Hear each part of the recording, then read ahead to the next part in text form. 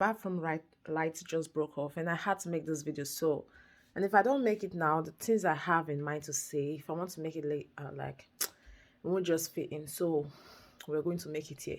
I saw this thing yesterday and I got really pissed. It's been a long time I said I'm going to speak on violence, women going through violence, men going through violence, children going through violence, and the others people, as in that hardly speak up. People do say men, but I think women, because women are very, very protective, of their loved ones, and they feel like they don't want to say it out. So I saw this story yesterday where this is not the first time people have reported anything violence to me. No, it's not the first time. I've got countless emails, even worst people that live in Europe, women that lives in Europe, Italy, France, Germany. They reach out to me and tell me they're going through violence. And you will hear people say, one will cry, don't say anything about it because don't break people's home, this and that and that. You're going to break their homes, you're going to do this, you're going to do that. Women know what's right for them. So I feel like I can't break something that is already broken. Violence should be a no for anybody. And this particular one really made me upset because the woman said the husband has been sleeping with her younger sister since she was the age of 10, and now the younger sister is 17. See, in life, there are some things you don't just say. It's better you don't say it at all. Don't. There are some times like your true can be bitter. When they say true is bitter, this is the particular adages, the particular thing for it. Your true can be bitter when you keep it for so long. When you keep it for so long, like what's the point? What's the need? Why are you coming out now telling us this? Really, sometimes I used to say your truth whenever you feel like saying it, but there are some things you should not feel like keeping at all. There are some things you should say immediately it happens. There are some things, okay, you protecting your marriage, your younger sister is being abused. Like, hello, like, why? What marriage are you protecting? If it's only you alone, then you can protect it. Protect it. That's nobody's business. Protect it. Be there. Because a lot of African people feel like, yes, a adult child is better than a divorcee married woman. So you want to protect your marriage, we have no problem. I've got no problem with you protect it. But when someone else is involved, how dare you involve that little girl from the age of 10 till now that she's the age of 17? She's been going through that kind of trauma for how long? For 7 years. That is wickedness. And now you want to speak up, and now you said he chopped off your finger or pull it off or whatever. You want to speak up. Why?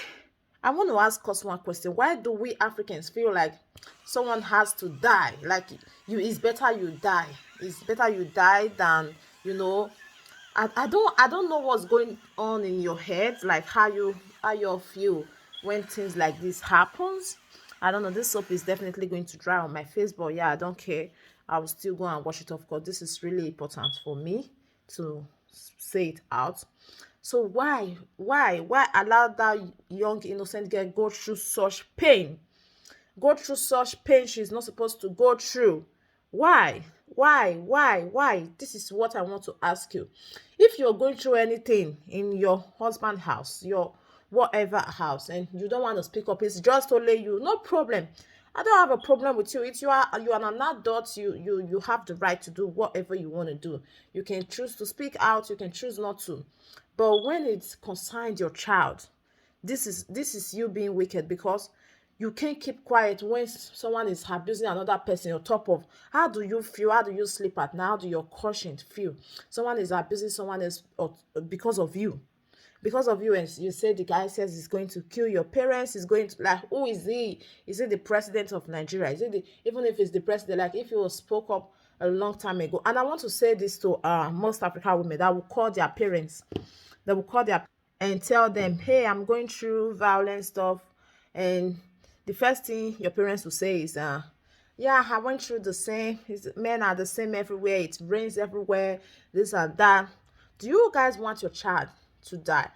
I particularly don't know why women that are being abused, as in domestic, they are being abused domestically. I don't really know what they are raising. How I don't know how it happens in their head. Growing up back home, I've seen a lot of abused women, and the one that baffles me is when they leave, they still come back. I want to know why y'all keep coming back. Like, do you wish to die? There is this particular woman I grew up with in the same house. Like, this man will literally beat her. Like, I'll be scared thinking she's dead. She's gone. The next day she's back. She's back. Like I'm like, why?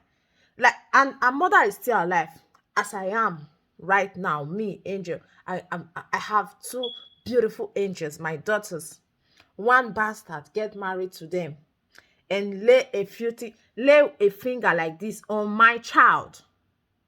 I don't care what my daughter says. I don't care if my daughter is going to meet the police and say, oh, my husband, I'm going to report his house. I am going to report his house to the police, and if they are not doing anything about it, trust me, I am going to do something about it. I'm going to get some boys to beat him to the extent that he's going to faint. He's going to be in coma for like weeks or so. My future in-law should see this video and keep it in mind. Well, I trust my kids. I got married to an amazing man. So by the special grace of God, my children will not get married to any miscreants or hoodlums out there. By the special grace of God. Yes, because I don't know how mothers even keep quiet. How mothers even, the mothers part are the most annoying part. How they always advise their children like, oh, it is like that. Don't worry, it will be okay. Some will just say, is it not just slap? Is it not just this? Is it not just that? It will be fine. Men do this a lot. Men do that. Hello, if a man loves you, he will never raise his finger on you. It will never lay a finger, not just a man that loves you, a man that is well raised will never lay his finger on a woman. Never. If you want to fight, you should go for WWE. You get paid. If you want to be a bully outside, not inside your home, not in your family. What is wrong with people who raise these dogs and animals that I'm saying, that are brutalizing their wives? And I will say, women, stop being weak.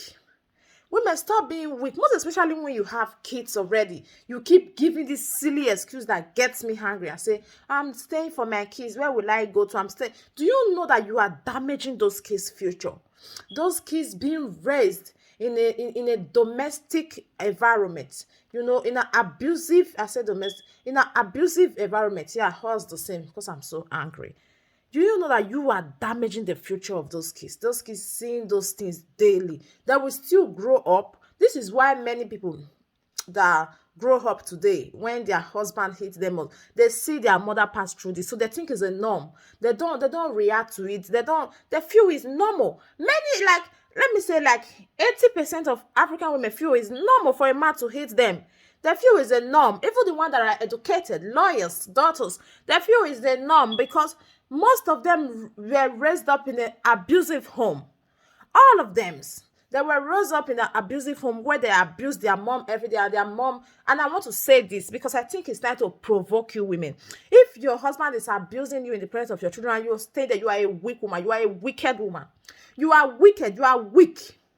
Because you are not just destroying your own life, you are destroying the life of your future children. You are destroying the future of your children because they will grow up tomorrow to be weak like you. They will grow up tomorrow and see a man as a king. And even when the man is abusing them, they will be able to leave because they will feel like it's a norm. They will feel like, oh, my mom went through the same. She never left. It's okay, this and that. And you will still be the one to advise them. It's fine. Keep praying. Keep praying. Let me tell you one thing about. So live for the sake of those children. Stop using those children for your selfish excuse. I don't even know what you are enjoying that you still make excuses for. Live for those kids. Live for their sanity. Live for them to have. If some will say, What will people ask me? People will say I'm a single mom. It's better to be a single mom than to die. It's better to be a single mom than to raise your child in such a hole. Some people will say, oh, it will get better. In 5 years, in 10 years or so, the man will grow matured. Are you serious? A man is not matured enough and is hating his wife, is hating you, is hitting the kids. You think because he's not matured? Like I don't know how you guys are reasoning these things, but let me just say this. I want to say this. And secondly, I've noticed most women are lazy. Most women are lazy. Yes, they prefer to leave under the wings of a man. You know, when you ask a man for money for pants, you ask a man money for bra, you ask a man money for this.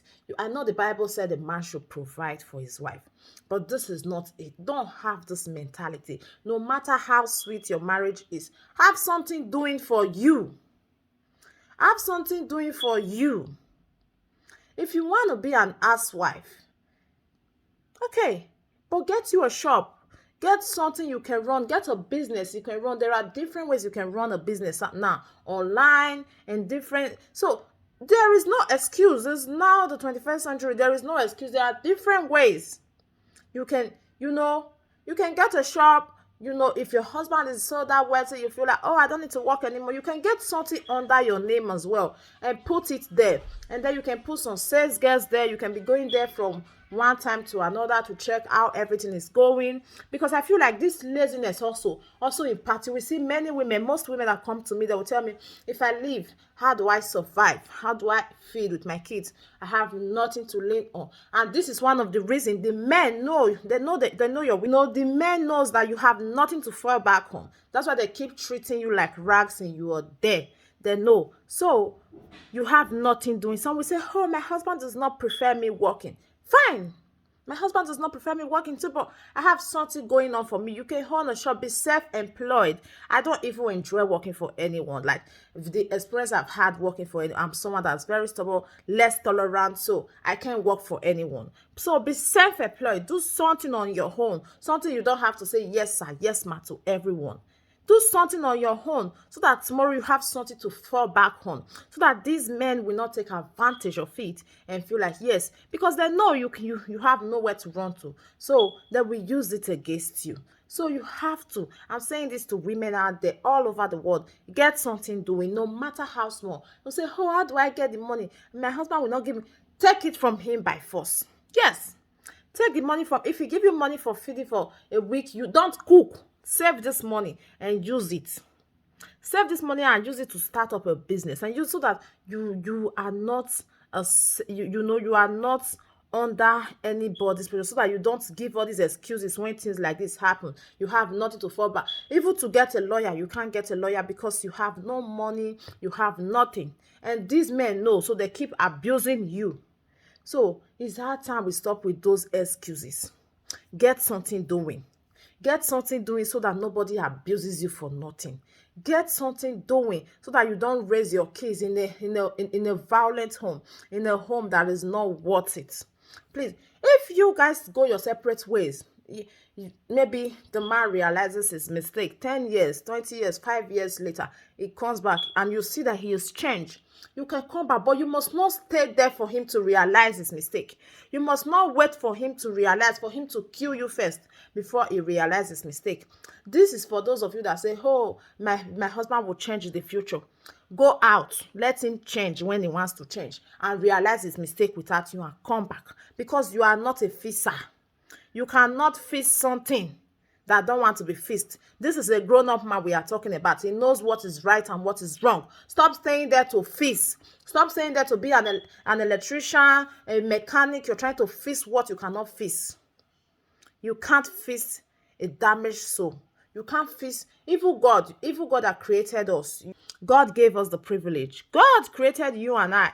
But he leave you to choose to serve the devil if you wish to choose to serve him. So you going to the church to pray. Anyone that is telling you to pray for a cheating man, that person is an ingrate. I said so. Anyone that is telling you to pray for an abusive man, that person is an ingrate. God cannot do anything about it. God is not the one that asked him to beat you in the first place. God is not the one that asked him to cheat on you. The laws of the Bible is that the 10 commandments is that the Bible says you stick to your husband, you stick to your wife. The Bible said don't hit one another, don't even lie against one another. So God has already kept his commandments. It's for you to follow or for you not to follow. God is not forcing anyone. So those of you that say you are going to be praying for a cheating man, praying for a cheating woman, for them to change, this is me saying it to your face. What your pastor has never said to you, it's all a lie.